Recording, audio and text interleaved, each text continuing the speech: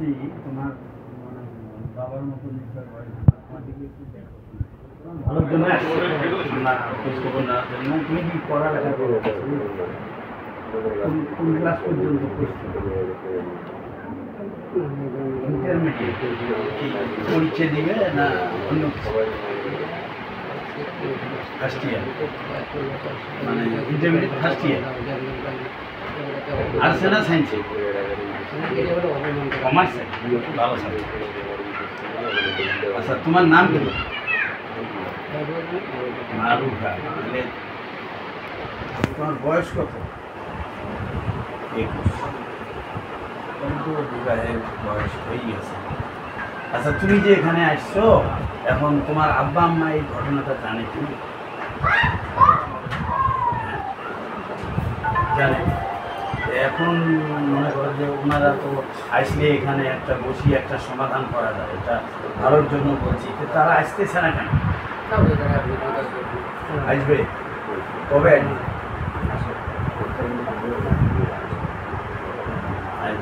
তাহলে তোমার বাড়ি কোথায় কোন জেলায় কিশোরগঞ্জ মানে কোন থানা কিশোরগঞ্জ সদর কিশোরগঞ্জেই আমি যে চ্যানেলে কাজ করি CNN বাংলা টিভি তার মালিকের বাড়িও কিশোরগঞ্জ কোনো সমস্যা নাই আচ্ছা এখন যে তুমি আসো তোমার তো একটা ব্যক্তিগত উদ্দেশ্য আছে যে স্যার আমি এই জন্য এখানে আছি তো সেই ব্যক্তিগত উদ্দেশ্যটা কি তুমি এখন এই যে 4-5 দিন অতিবাহিত করলে এখন তো তোমার মনের ভিতর একটা বিশ্বাস যে এই কারণে এই ঘটনার জন্য এই হচ্ছে এখন তোমার মনটা কি বলতেছে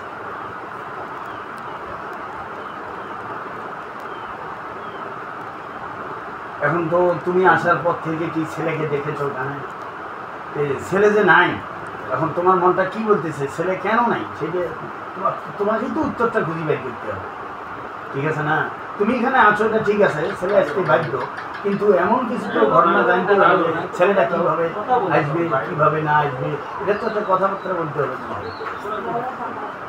তুমি তো ওখানে ভাত টাত খায় খালি এখানে থাকলে হবে না আমি যেতে পারছি তোমার সেইটা বলতেছি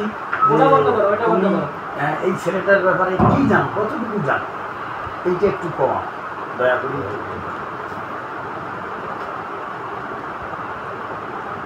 আমি কিন্তু তোমার প্রথমে বলছি আমি তোমার বাবার মতো অন্য টেনশনের কোনো কারণ নেই আমরা যে আসছি এটা সেটা করবো না এটা আমাদের এলাকা কোনো সমস্যা নেই আমি চাচ্ছি জিনিসটার সমাধান কি বুঝে দেবেন ক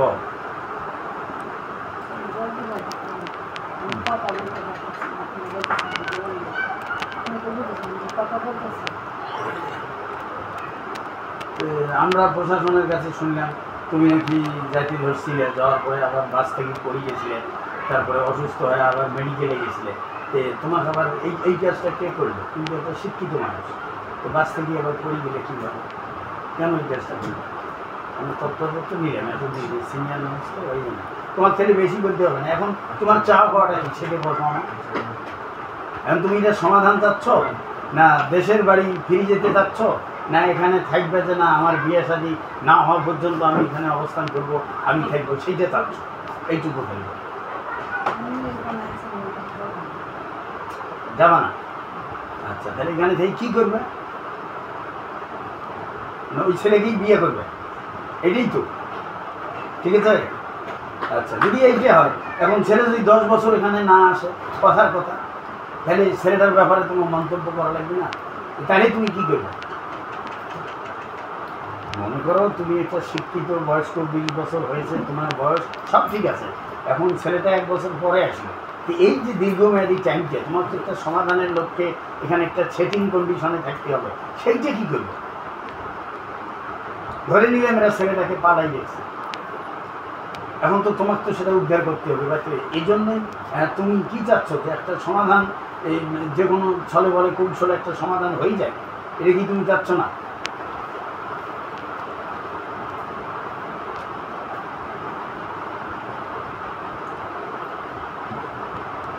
তাহলে তোমার বাবা মা ভাই বোন মানে বাবা মা আছে বাঁচি আছে তাহলে মা বাঁচি আছে বোন আছে তাই তারা কবে আসতে চাইছে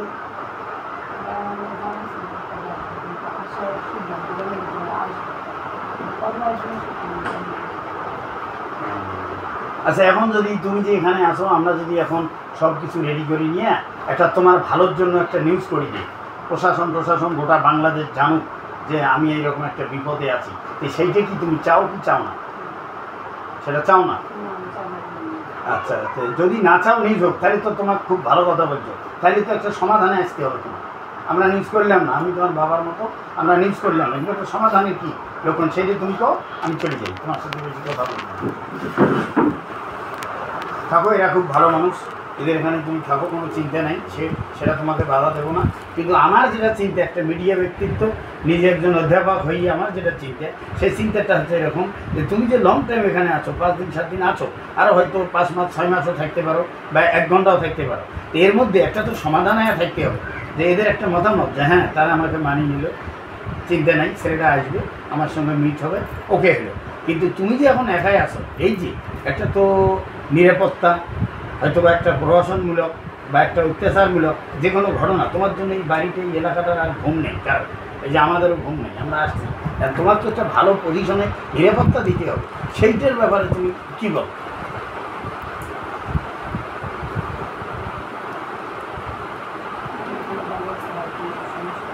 এখানে ভালো আছো, সমস্যা নেই, তাহলে তুমি ছেলেকেই চাচ্ছ, মানে ছেলের সঙ্গে বিয়ে হবে এইটাই চাচ্ছ। এখন যদি আমরা তোমাকে মনে করো যে তোমার বাবা মার কাছে কিশোরগঞ্জ পাঠিয়ে দিই, তাহলে কি তুমি যাবে না? আমি তোমার সাথে নিয়ে গেলাম,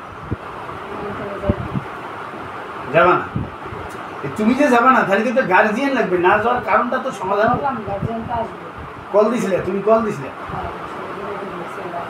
তাহলে তুমি আমাদেরকে নাম্বারটা দিতে পারবে তাদের, ওনাদের, আমরাও একটু কথা বলে দেখতাম। এখানে কি উলিপুর থানার পুলিশ আসছিল? আচ্ছা, কুড়িগ্রামেরও পুলিশ আসছিল?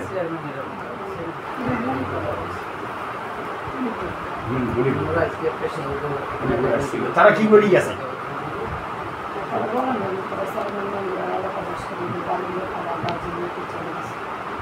ও, চেয়ারম্যান কি বলছে তোমাকে? চেয়ারম্যান তো আসছিল, চেয়ারম্যান কি বলল? ও গার্জিয়ান আসার পর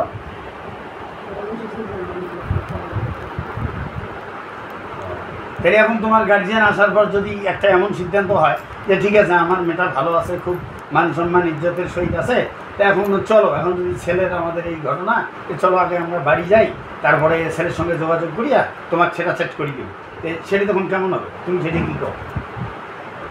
সিদ্ধান্ত জানো আর এখানে না হইব, যা সিদ্ধান্ত নিব এখানে সব, আমি বাড়িতে যাইতেছি।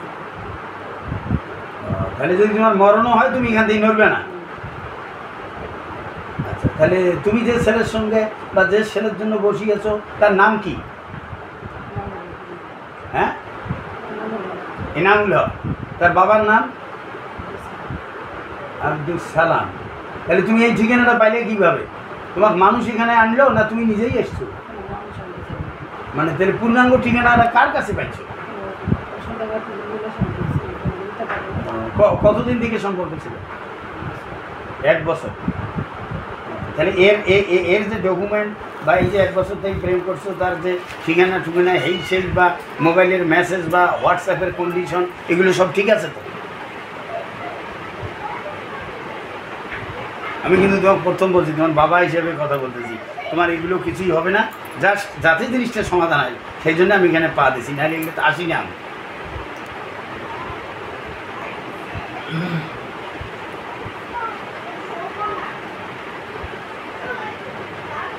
আজকে তোমার এখানে কয়দিন হয় আসার?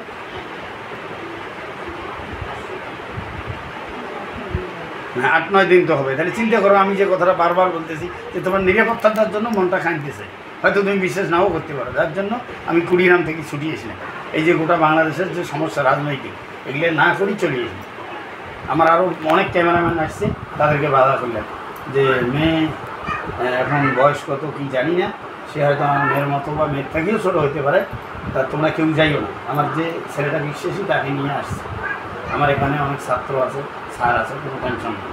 তো এখন সেটা তুমি তাহলে ওই ছেলে যদি তোমাকে এর মধ্যে নাই আসে, তোমার গার্জিয়ান আসলো, এরা গার্জিয়ান বসলো, কিন্তু ছেলে নেই, তখন কী হবে? মানে এই কথাটা আমি জানি আর দেরি করি।